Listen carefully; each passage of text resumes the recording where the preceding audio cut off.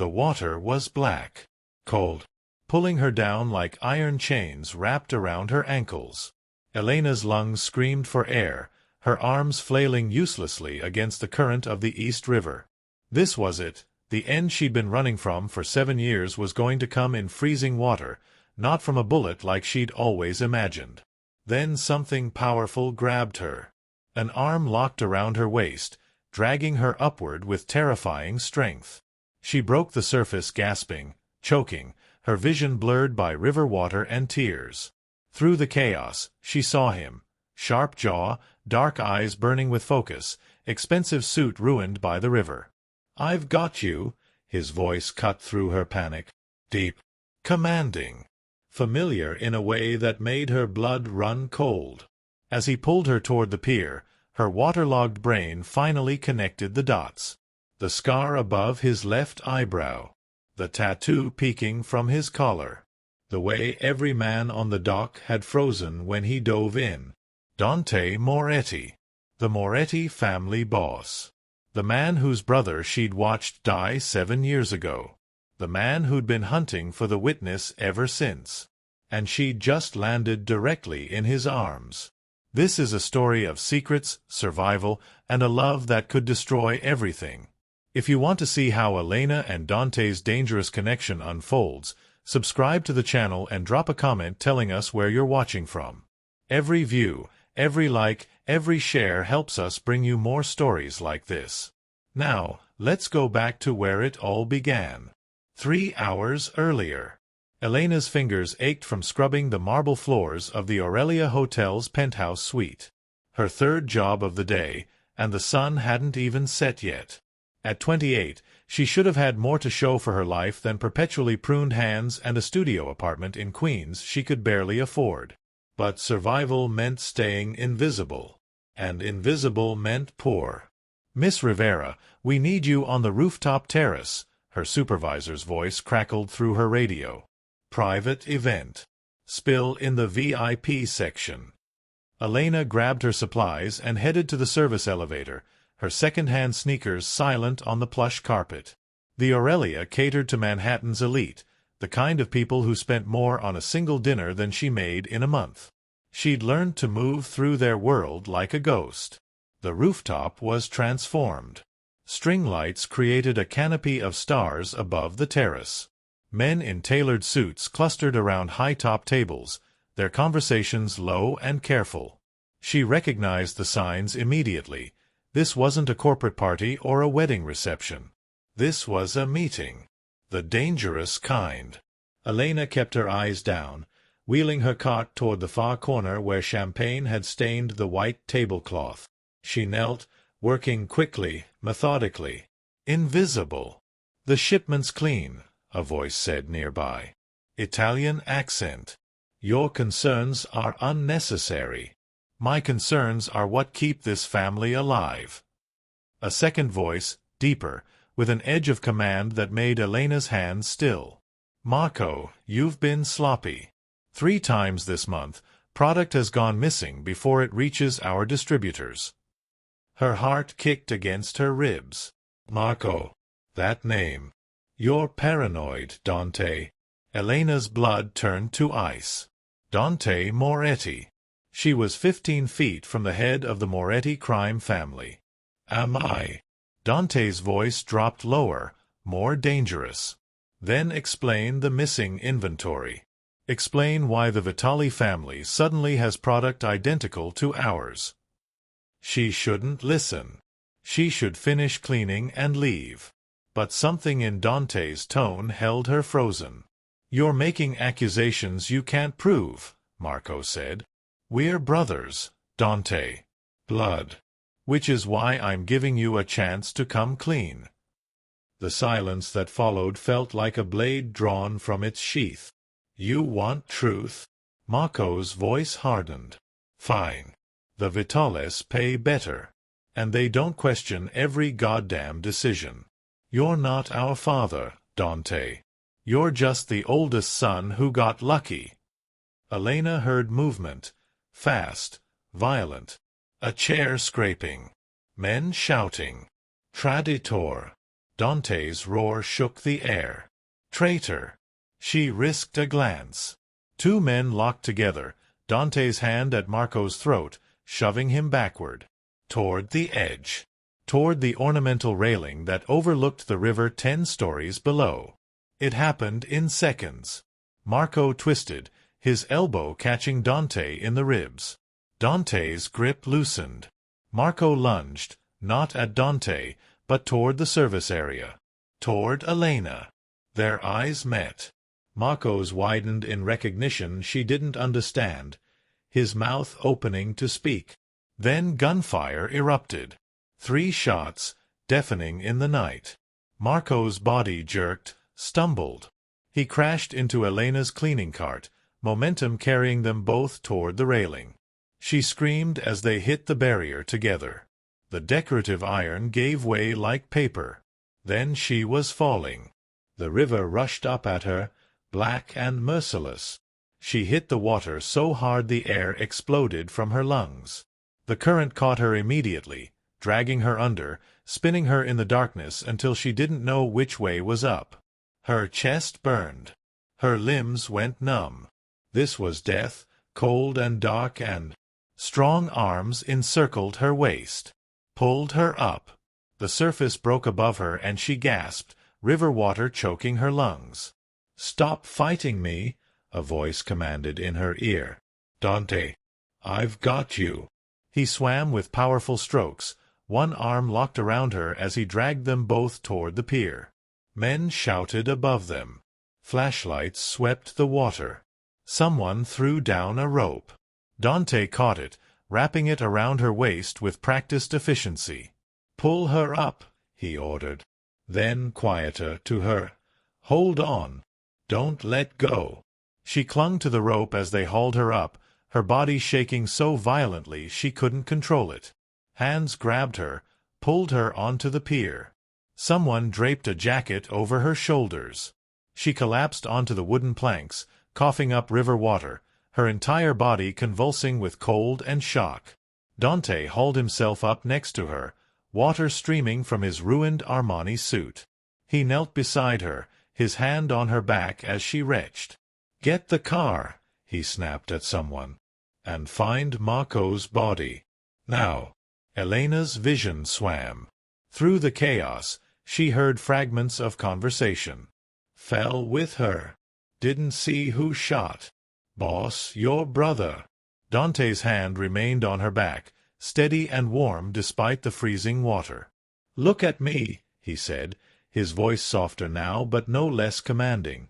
"Can you breathe?" She nodded, unable to speak, unable to process what had just happened. She'd fallen into the river. Dante Moretti had saved her. Marco was dead, shot by someone in Dante's organization while trying to reach her. Why had Marco looked at her like he knew her? "What's your name?" Dante asked. She should lie. Give a false name. Run. But his dark eyes pinned her in place, and she found herself whispering, "Elena. Elena Rivera." Something flickered across his face, too fast to read. "Elena," he repeated, as if testing the name. "You work at the hotel?" She nodded. "You saw what happened on that terrace." It wasn't a question. Her heart hammered against her ribs. This was the moment where witnesses disappeared, where loose ends got tied up. I didn't see anything," she stammered. "I was cleaning. I don't know what happened." Dante studied her for a long moment, water dripping from his dark hair, his white shirt clinging to a muscular frame marked with tattoos she could see through the wet fabric. He was beautiful in a way that was terrifying, sharp angles and dangerous grace and eyes that saw too much. "You're lying," he said finally. "But you're also freezing and in shock. We'll continue this conversation later." He stood, signaling to one of his men. "Take her to the penthouse. Get her warm clothes, food, medical attention. She doesn't leave until I say so." "Wait." Elena tried to stand, but her legs buckled. Dante caught her effortlessly, lifting her as if she weighed nothing. "Don't fight this," he murmured, his breath warm against her ear. "You fell into the river with my brother. Until I know exactly what happened, you're under my protection, whether you want it or not." As he carried her toward a waiting black SUV, Elena's mind raced. She was trapped. The man she'd been hiding from for 7 years was now her captor. And somewhere in the dark water of the East River, Marco Moretti's body held the secret that could destroy them both. The penthouse suite occupied the entire top floor of the Aurelia. Elena had cleaned these rooms a dozen times, marveling at the marble countertops and floor-to-ceiling windows overlooking the Manhattan skyline. She'd never imagined she'd be standing in the master bathroom, wearing a hotel robe 3 sizes too big, her hair dripping onto Italian tile worth more than her yearly salary. A knock at the door made her jump. "Miss Rivera?"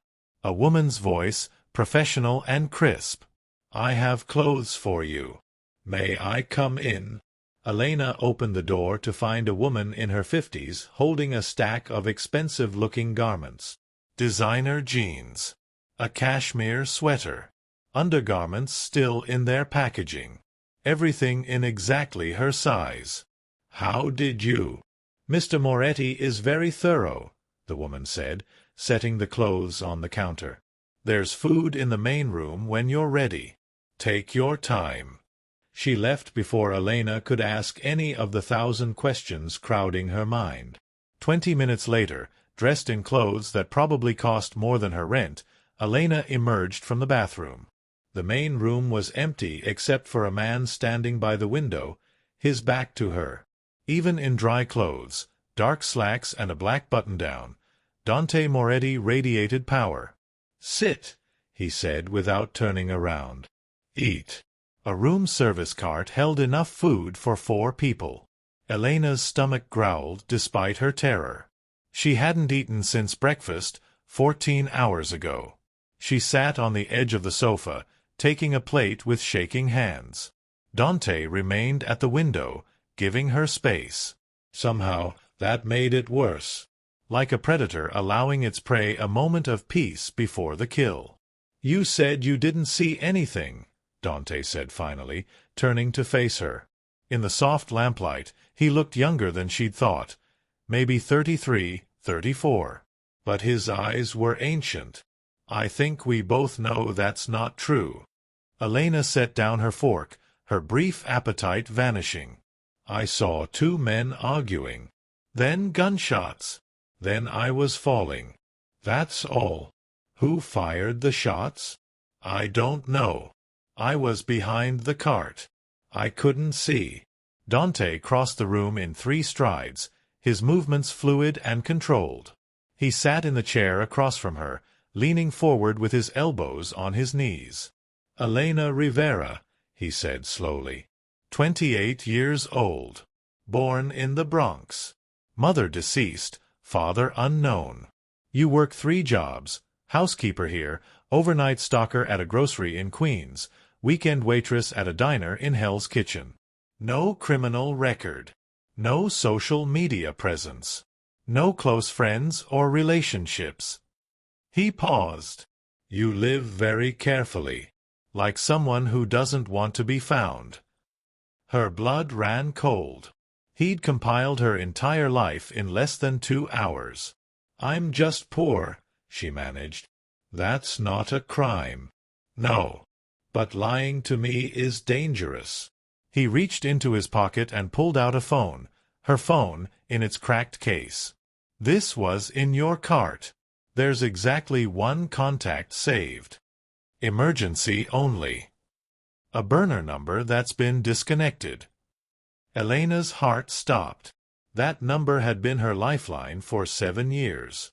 The FBI agent who'd promised to protect her if she ever needed to testify. The connection that had gone dead 3 months ago, leaving her completely alone. "Who are you running from, Elena?" "Nobody." "Try again." "I'm not." "You recognized my brother."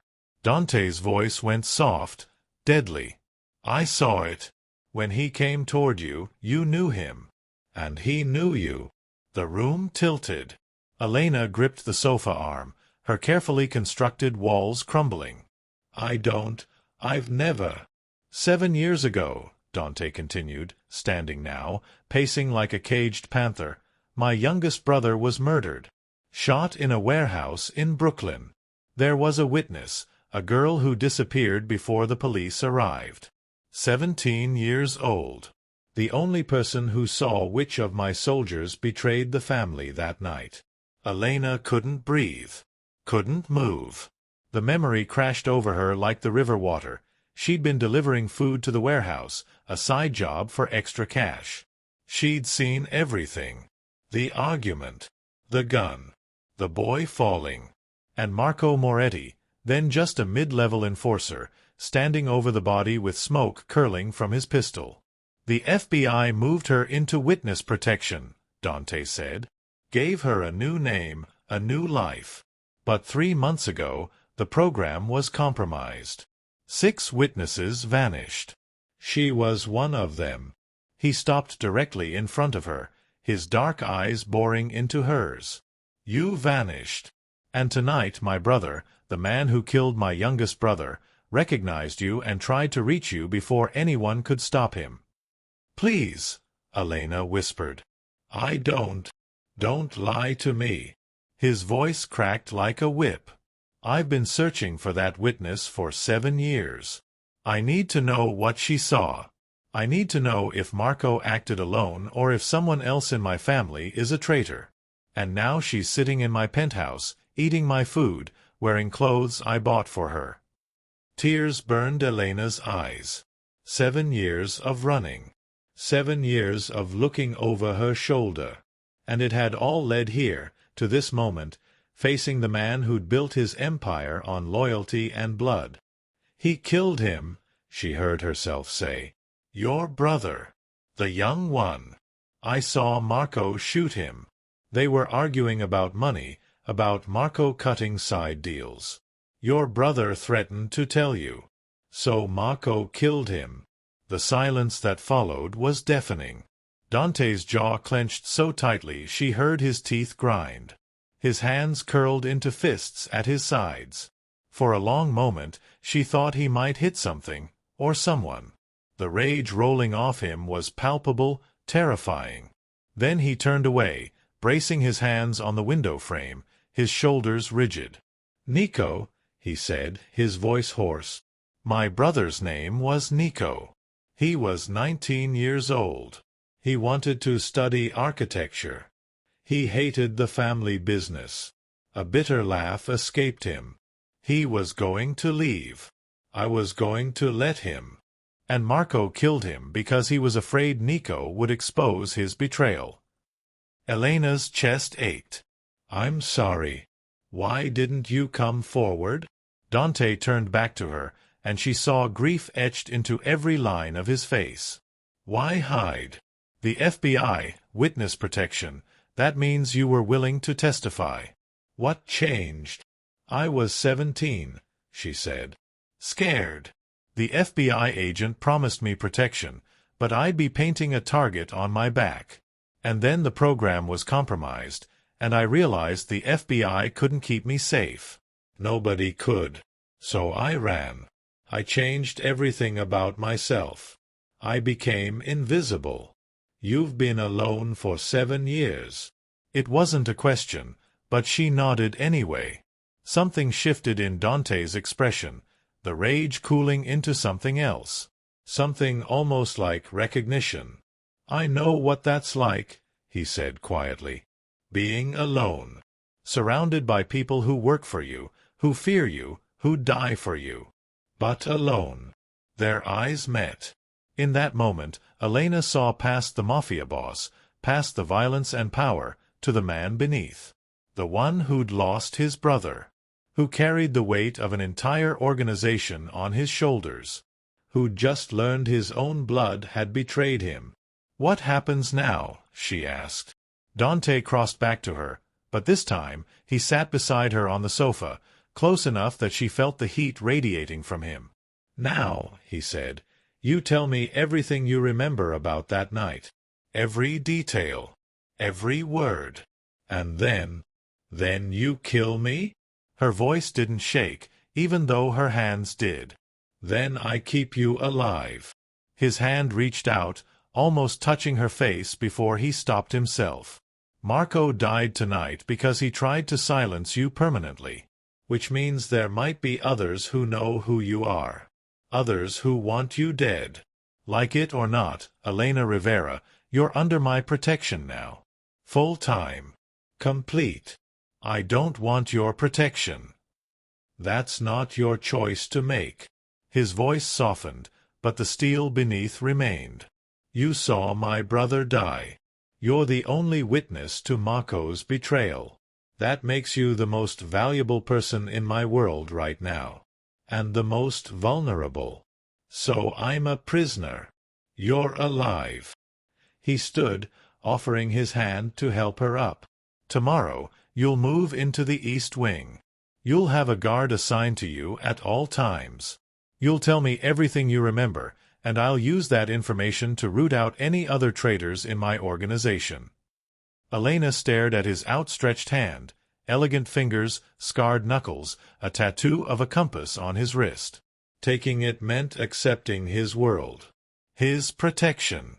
His control. But the alternative was running again. Alone. Hunted. She placed her hand in his. His fingers closed around hers, warm and strong and surprisingly gentle. One rule, Dante said, pulling her to her feet. Don't lie to me. Ever. I can protect you from my enemies, Elena. But I can't protect you from my wrath if you betray my trust. I understand. He didn't release her hand. One more thing. His thumb brushed across her knuckles, sending an unexpected shiver up her arm. Thank you. For carrying that secret for 7 years. For being willing to tell the truth, even when it cost you everything. Nico deserved justice. You gave him that. Elena's throat tightened. I'm sorry I couldn't save him. You were 17. A child. Something fierce blazed in Dante's eyes. But you're not a child anymore. And neither am I. We're going to finish this together. As he led her toward the East Wing, Elena realized the truth. She'd spent 7 years running from Dante Moretti. Now her survival depended on standing beside him. And the most terrifying part? She wasn't sure she wanted to run anymore. 1 week in Dante Moretti's world had taught Elena several things. First, luxury lost its shine when you were a prisoner, no matter how gilded the cage. Second, MAFIA soldiers made terrible conversationalists. Third, and most disturbing, she was starting to forget why she'd been terrified of Dante in the first place. You're staring, Dante said without looking up from the documents spread across his desk. Elena jerked her gaze away from where she'd been studying his profile. The strong nose, the sharp jaw, the way his dark hair fell across his forehead when he concentrated. She sat across from him in his office, supposedly reading a book, actually watching him work for the past hour. I wasn't. You've turned 1 page in 45 minutes. Now he did look up, amusement dancing in his dark eyes. Either that's the most boring book ever written, or you're a very slow reader. Heat crept up her neck. A week ago, she'd been invisible. Now Dante noticed everything. What she ate, how she slept, when her mind drifted during their daily meetings where she recounted every detail of Nico's murder. I'm just restless, she said. Being cooped up in here is making me stir crazy. Dante leaned back in his leather chair, studying her with that intensity that made her feel stripped bare. You miss your jobs. I miss feeling useful. Right now, I'm just here, taking up space, eating your food, wearing your clothes. You're not just here. You're helping me dismantle 7 years of corruption in my organization. He closed the folder in front of him. 4 of my soldiers have been arrested this week based on information you remembered. 2 more are under investigation. You're more useful than you realize. I'm a witness. That's not the same as being useful. Then what would make you feel useful? The question surprised her. In her experience, men like Dante didn't ask, they commanded. I don't know. Something to do with my hands. Something productive. Dante stood, walking around the desk with that predatory grace that still made her pulse quicken. Come with me. He led her through the penthouse to a room she hadn't entered before. When he opened the door, Elena gasped.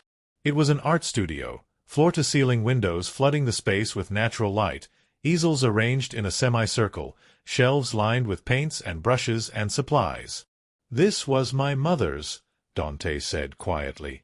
She died when I was 12. Cancer. Before she got sick, she painted every day.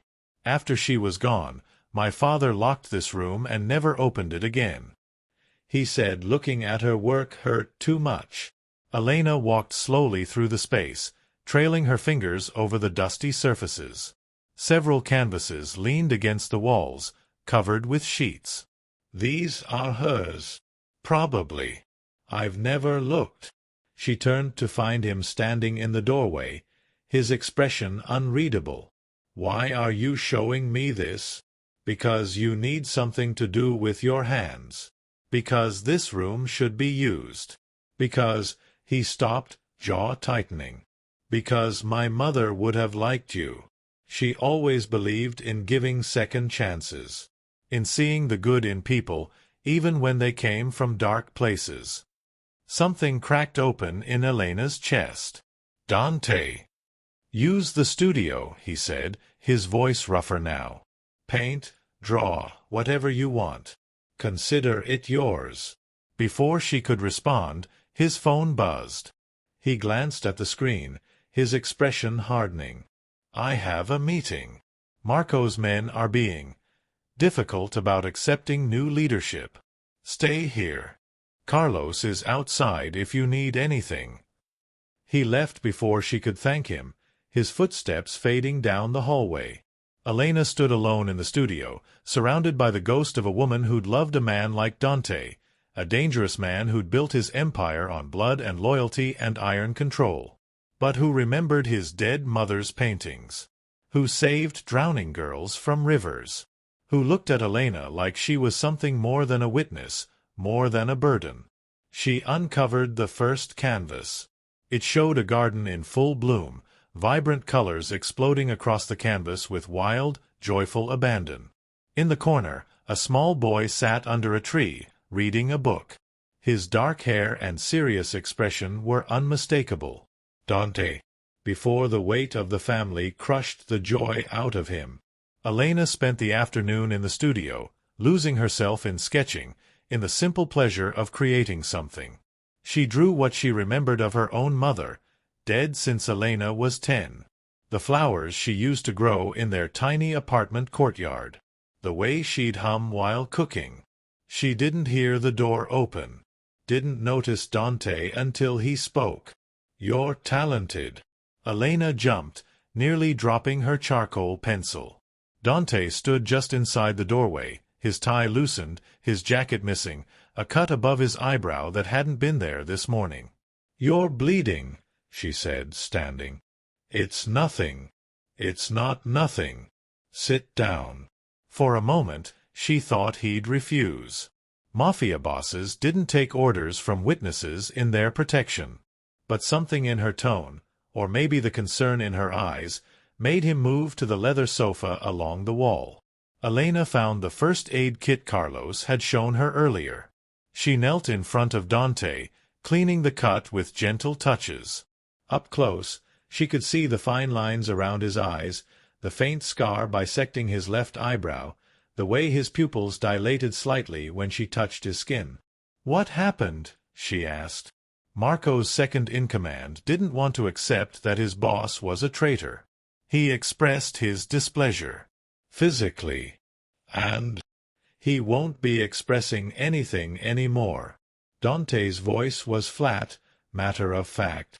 This is the world you're in now, Elena. Violence. blood, loyalty bought with fear. You should know what you're tied to. She applied a butterfly bandage to the cut, her fingers lingering on his temple. I'm not naive. I know who you are. What you do. Do you? His hand caught her wrist, not hard, but firm enough to hold her in place. I've killed people, Elena. Ordered deaths. Built an empire on intimidation and force. I'm not a good man. You dove into a freezing river to save me. I needed you alive. You gave me your mother's studio.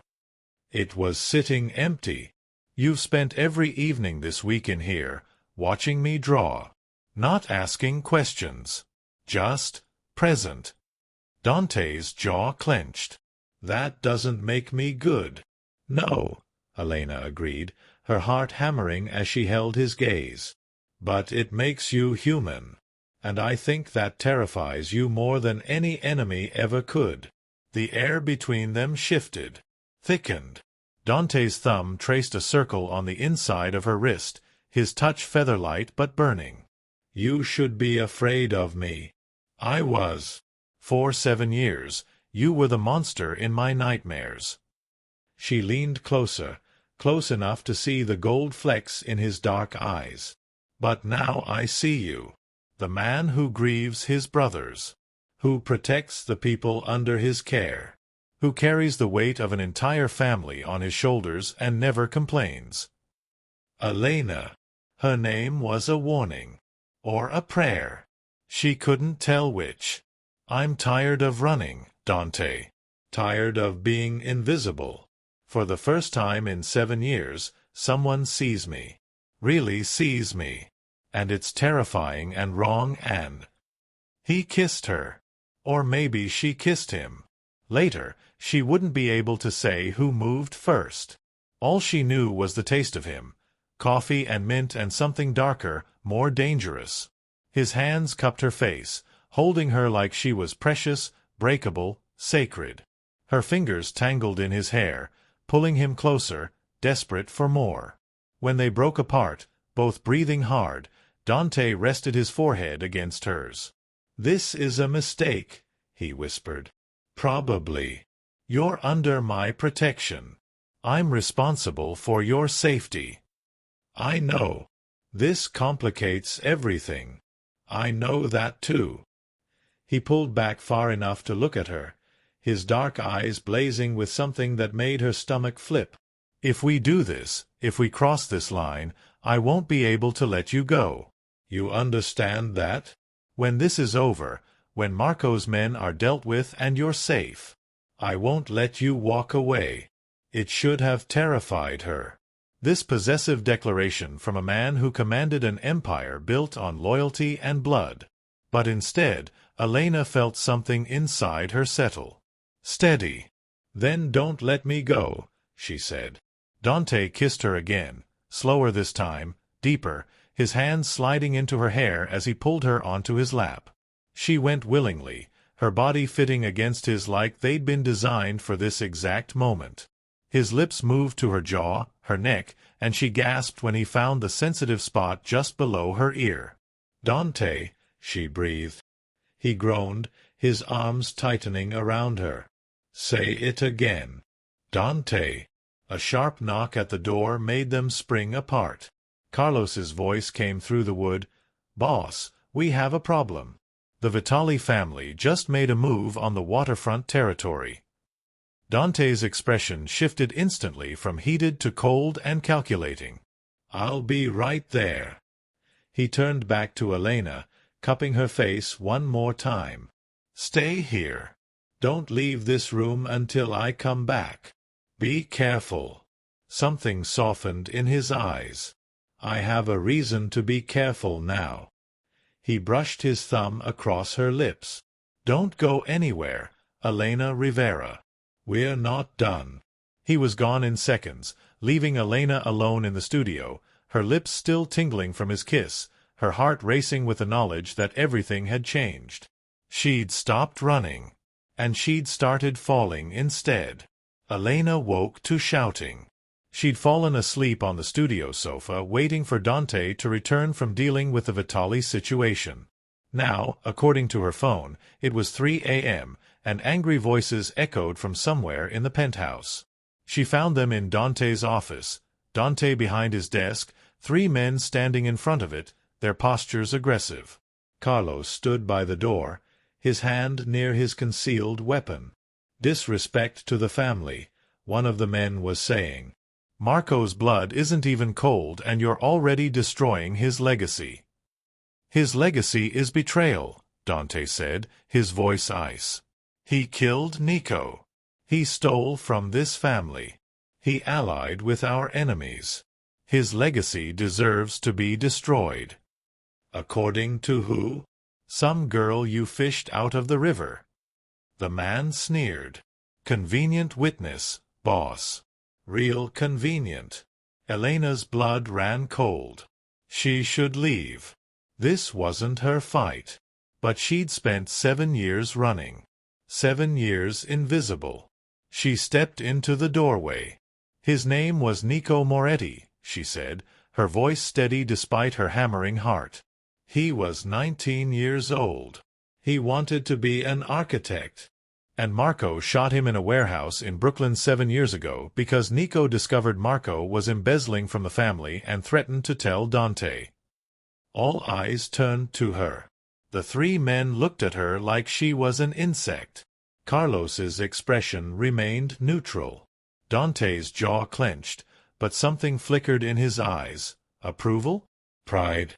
"I was there," Elena continued, walking further into the room. "I saw everything." Marco stood over Nico's body and said, "The kid was too smart for his own good." Then he cleaned the gun and planted it on a rival crew member. "I was 17. I ran. I called the FBI. And I've been running ever since because Marco had people looking for me." "Convenient story," the first man said. "No proof. The bullet that killed Nico came from Marco's personal weapon, a Beretta 92 FS with custom grips," Elena said, pulling the details from 7 years of nightmares. "Serial number filed off. He kept it in a safe in his apartment on Mulberry Street. Check the ballistics reports from Nico's murder. Match them to Marco's gun. If he hasn't destroyed it, the evidence is there." Silence. Dante stood slowly, every movement controlled. "Get Marco's apartment opened. Find that gun. Run the ballistics." His voice could have cut glass. "And if any of you question my witness again, you'll answer to me personally." "Understood." The 3 men nodded, suddenly less aggressive, and filed out quickly. Carlos followed, leaving Elena and Dante alone. "You didn't have to do that," Dante said. "Yes, I did." Elena crossed to his desk, her hands shaking now that the adrenaline was fading. "This is my truth. My testimony. I'm tired of hiding from it." Dante moved around the desk, his hands coming to rest on her shoulders. "You were incredible. I was terrified." Terrified and incredible aren't mutually exclusive. He pulled her closer, his thumb tracing her jaw. "You faced down 3 made men who would have happily silenced you permanently. You stood your ground. You didn't run. I'm tired of running." "Good." His lips brushed her forehead. "Because I meant what I said earlier. I'm not letting you go." Elena tilted her face up to his, ready to kiss him again, when Carlos burst back through the door. "Boss, we have a problem. The Vitales hit 3 of our warehouses tonight. They knew exactly where to strike, which locations had minimal security. We have another mole." Dante's entire body went rigid. "How many know our warehouse schedules?" "Maybe 10 people. All high level. Get them all in the conference room." "No." "Nobody leaves until we find out who's feeding information to the Vitales." Carlos nodded and left. Dante turned back to Elena, his expression torn between fury and concern. "I need to handle this. Stay in the East Wing. Lock the door. Wait. Elena grabbed his arm. When Marco fell, right before he was shot, he said something. Dante froze. What did he say? I couldn't hear clearly. The music was loud, people were shouting. But it sounded like, "She knows about the ledger." Elena's brow furrowed. I didn't understand what it meant. I thought he was talking about someone else. The ledger. Dante's eyes went distant, calculating. My father kept a ledger. Every transaction, every deal, every payment. He was old school, didn't trust digital records. When he died 5 years ago, the ledger disappeared. We assumed it was destroyed or lost. Or stolen, Elena said quietly, by someone who could use it to blackmail your entire organization. Dante's phone buzzed. He glanced at the screen, his expression darkening. Marco's apartment has been cleaned out. Every safe, every hiding place, empty. Someone got there before us. The mole. The mole. Dante pulled Elena close, pressing a kiss to her temple. This just became more dangerous. Whoever has that ledger has enough information to destroy the Moretti family. And they're willing to kill for it. Then we find them first. He pulled back, studying her face. We? You think I'm going to hide in a room while you walk into danger? Elena shook her head. 7 years ago, I ran because I was scared and alone. I'm not alone anymore. And I'm done being scared. Something fierce and possessive blazed in Dante's eyes. You realize what you're saying? You're choosing this life. This world. My world. I'm choosing you. She placed her hand over his heart, feeling it pound beneath her palm. Whatever that means. Whatever comes with it. Dante kissed her then, hard and claiming and desperate.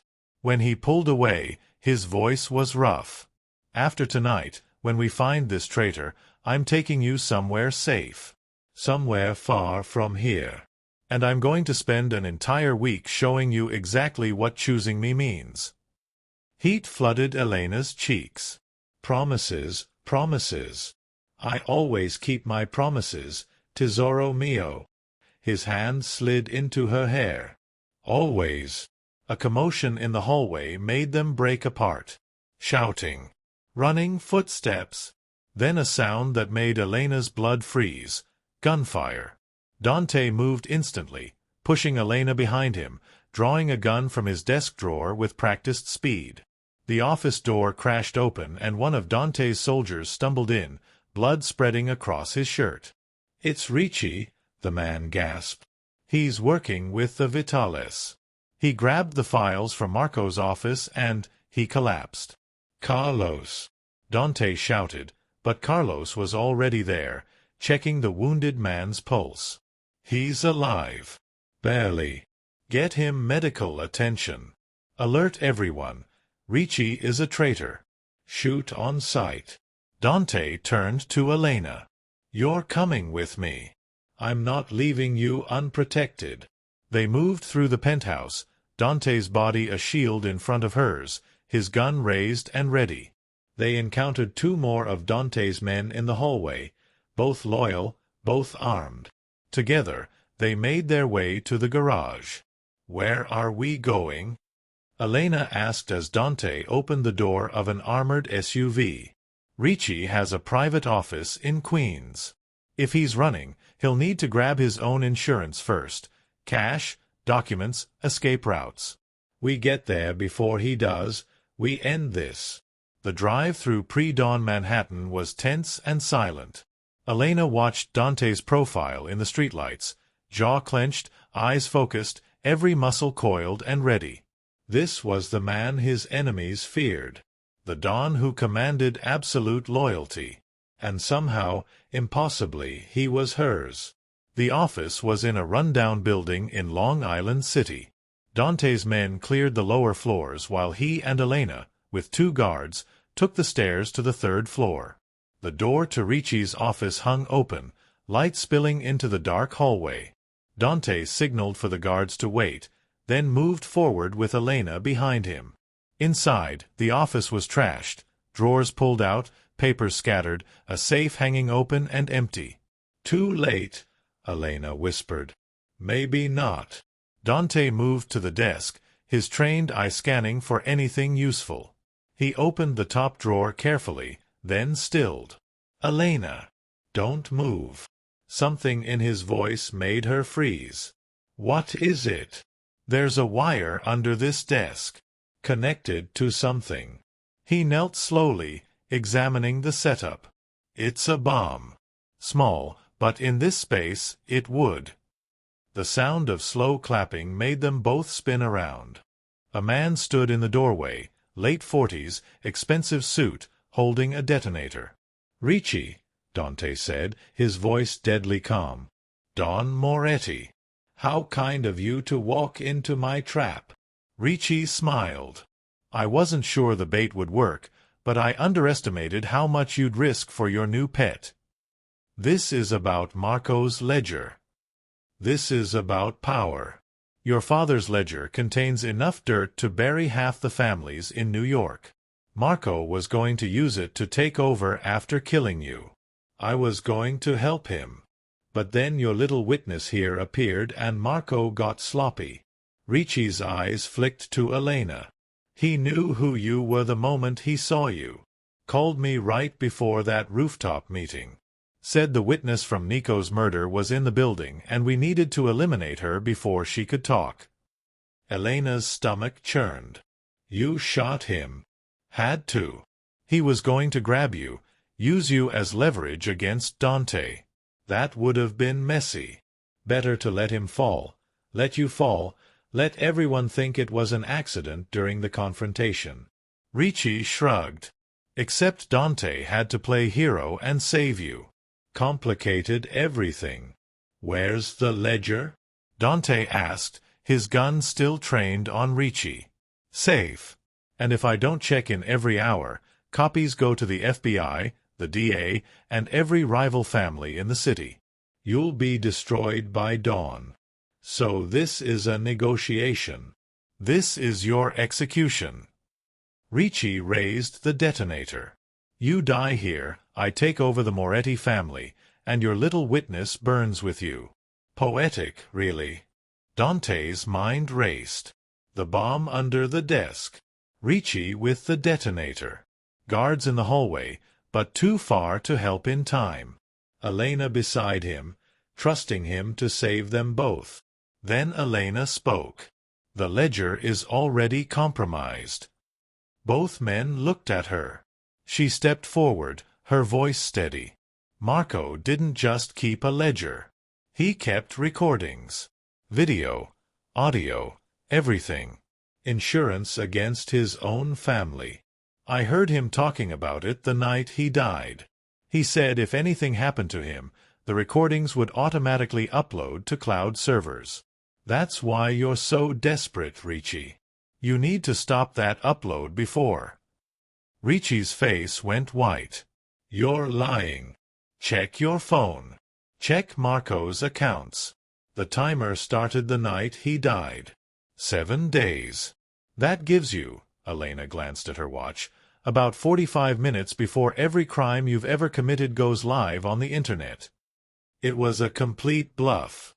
Elena had no idea if Marco kept recordings. But Ricci's panicked expression told her she'd struck gold. Ricci grabbed his phone, fingers flying across the screen. In that split second of distraction, Dante moved. He fired twice, once at Ricci's hand, sending the detonator flying, once at his leg, dropping him. Dante dove, catching the detonator before it hit the ground. His thumb hovered over the dead man's switch, keeping it pressed. "Breathe," he told Elena, who'd frozen during the gunfire. "I've got it." Carlos and the guards rushed in, weapons drawn. "Secure him," Dante ordered, nodding at Ricci, who was screaming and clutching his leg. "And get a bomb tech here. Now." It took 20 minutes for the tech to disarm the device. 20 minutes of Dante standing perfectly still, thumb pressed to the detonator, his eyes locked on Elena's across the room. 20 minutes of silent communication, trust, promise, commitment. When the tech finally gave the all-clear, Dante set down the detonator carefully and crossed to Elena in 3 strides. He pulled her into his arms, his entire body shaking. "That was the stupidest, bravest thing I've ever seen," he said into her hair. "Don't ever do that again." "Which part? The bluffing or the standing in the room with a bomb?" "Both. All of it. Any of it." He pulled back, framing her face with his hands. "I love you."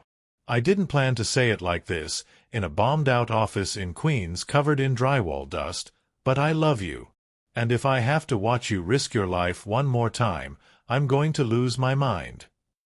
Elena's heart stopped, then started again, racing. "You love me. Desperately. Completely. Probably since the moment I pulled you out of that river and you looked at me like I was human instead of a monster." His thumb brushed away a tear she hadn't realized had fallen. "I know it's too soon. I know this is insane. But I've spent my entire life controlling everything, planning everything, and you crashed into my world and destroyed every plan I ever had. I love you, Elena Rivera.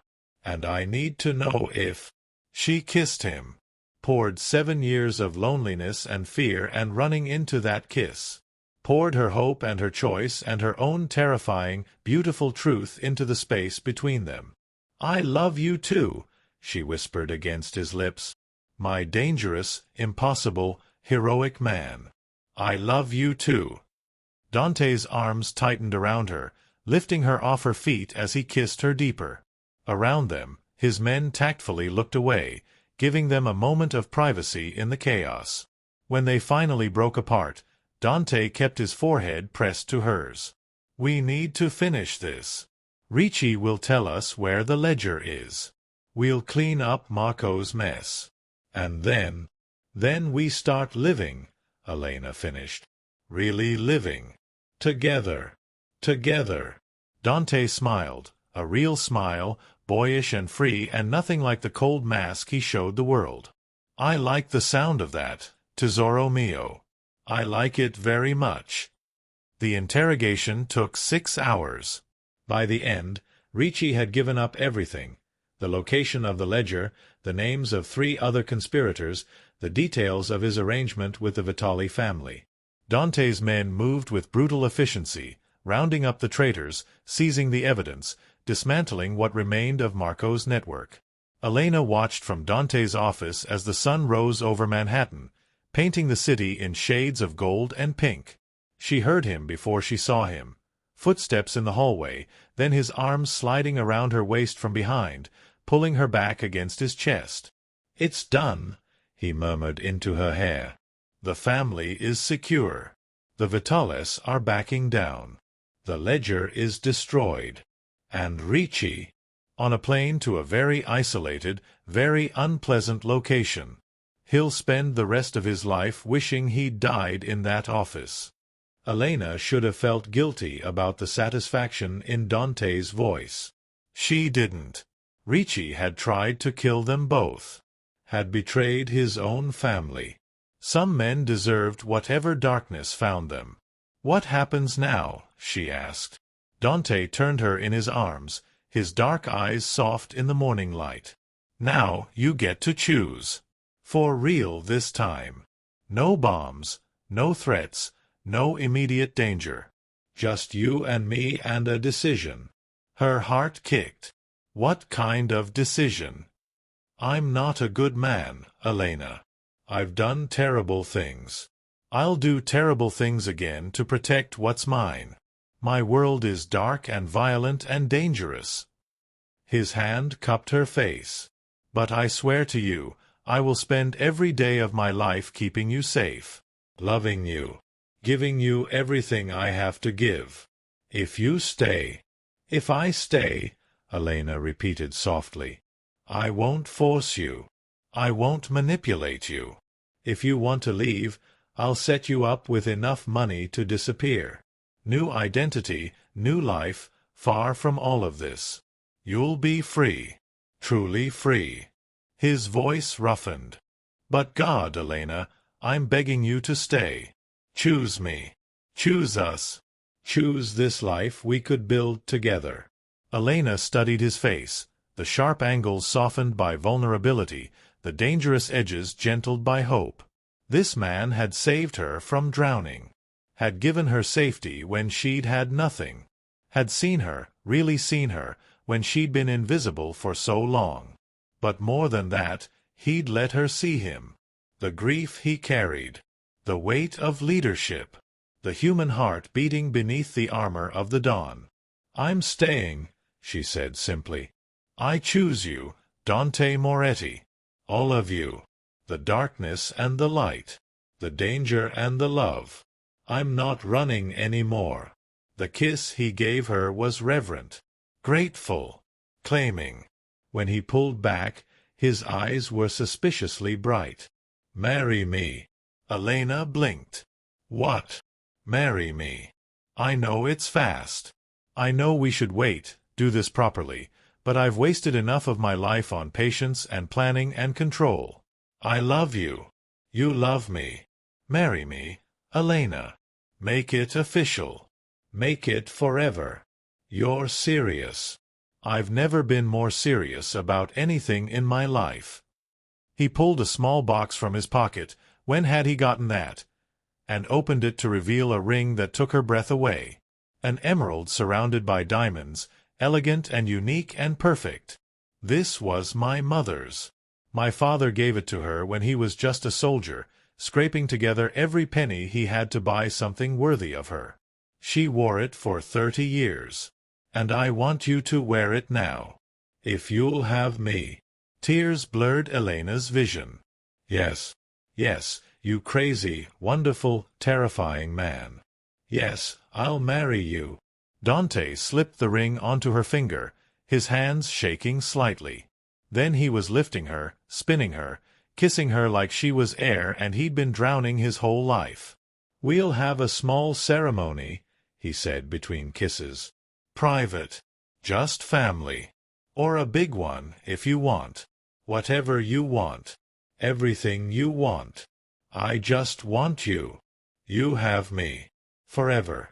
You have all of me. He set her down gently, his thumb tracing her lower lip. But first, I'm making good on my promise. We're leaving. Right now. I have a villa in Tuscany, completely secure, totally private. We're going to spend 2 weeks there doing absolutely nothing except being together. No business. No threats. Just us. What about your responsibilities? The family can manage without me for 2 weeks. Carlos will handle things here. I've earned this, Elena. We've earned this. His expression turned heated. And I plan to spend every single moment of those 2 weeks showing you exactly how much I love you. In great detail. Very thorough detail. Heat pooled in Elena's stomach. Is that a promise, Don Moretti? It's a guarantee. He kissed her neck, her jaw, behind her ear. Pack light, tesoro mio. You won't need much. I plan to keep you very busy. 2 years later. The garden behind the Moretti estate was in full bloom. Roses climbed the stone walls, their fragrance heavy in the warm June air. Elena sat on a blanket under the ancient oak tree, watching her husband play with their 6-month-old daughter. Nico, named for the brother Dante had lost, had her father's dark eyes and her mother's stubborn chin. She giggled as Dante lifted her high, his face transformed by a joy Elena never got tired of seeing. She's going to be spoiled rotten, Elena called out. She's a Moretti princess. It's her birthright. Dante grinned, settling Nico against his chest as he crossed to the blanket. Besides, her mother was spoiled first. Fair is fair. Elena laughed, pulling him down beside her. The past 2 years had been a whirlwind, a small, intimate wedding in Tuscany, a honeymoon that lasted a month, settling into life as the wife of a MAFIA don. She'd gone back to school, studying art therapy. She volunteered at a women's shelter, using her experience to help others running from danger. The darkness of Dante's world hadn't disappeared. But he'd kept his promise, kept her safe, loved her fiercely, built a life with her that balanced the brutal and the beautiful. "What are you thinking about?" Dante asked, Nico dozing against his shoulder. "How far we've come. 2 years ago I was drowning. You saved me." "You saved me too," he said softly. "I was drowning in duty and blood and loneliness. You gave me a reason to come up for air." Elena leaned into him, careful not to disturb their sleeping daughter. "No regrets. Not a single one. You—" She looked at her husband, this dangerous, devoted man who'd turned his empire upside down for her, who'd destroyed his enemies to keep her safe, who held their daughter like she was made of spun glass and dreams. "Not one," she whispered. "I'd fall into that river 1,000 times if it meant finding you." Dante kissed her temple. "You don't have to fall anymore, amore. I'll always catch you. Always." As the sun set over the garden, painting everything gold, Elena closed her eyes and breathed in the perfection of the moment. She'd been invisible for so long, running for so long, alone for so long. But now she was home, found, loved, and she'd never let go. And that's where Elena and Dante's story reaches its happily ever after. From a drowning in the East River to a garden full of roses and second chances, sometimes the most dangerous fall leads to the safest landing. If this story touched your heart, hit that like button and share it with someone who loves intense romance. Drop a comment telling us what your favorite moment was. More stories are coming soon, and we can't wait to share them with you. Until next time, remember, even in the darkest waters, love has a way of pulling us to the surface.